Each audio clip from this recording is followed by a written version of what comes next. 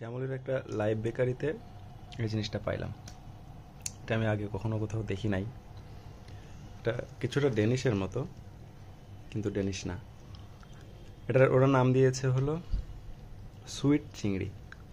এটা আসলে এত সুইট আর এত টেস্টি, আমি হলো যে না খাইলে জানতাম না। এই যে এইগুলা মানে ডেনিশের মতো মুচমুচ করে ভেঙে যায়, তবে এর ভেতরে হলো যে বেশ ফিলিং দেওয়া কিছু একটা দিয়ে এখানে এর মধ্যে নারকেলের কিছু ফিল পাওয়া যায়, কিশমিশ। তারপর হলো যে এখানে বাদাম না কিছু না, নারকেল তো থাকেই, কিশমিশ, জেল, এই যে খুলে যাচ্ছে, জেলাটিন আছে। এগুলো নারকেল এবং চিনি, কিছুটা মোরব্বার মতো একটা টেস্ট পাওয়া যাচ্ছে। প্রথমে উপরের টেক্সচারটা হলো ডেনিশের মতো, বাট একটু সফট। আর ভেতরে যত ভেতরে যাওয়া তত মজা। চায়ের সঙ্গে খাইতে তো মজাই লাগলো, আর এমনিতে খাইতে আমি তো নর্মালি সুগার খাই না, কিন্তু এটা খেতে যেয়ে তো মোটামুটি মজাই হারায় যাচ্ছে।